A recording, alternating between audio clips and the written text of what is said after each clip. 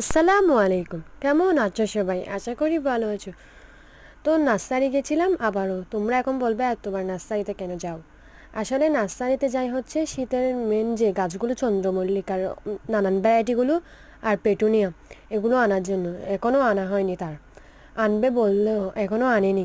তাই জন্য আমি এই দুটো গাছ কিনে চলে এসেছি বাড়িতে।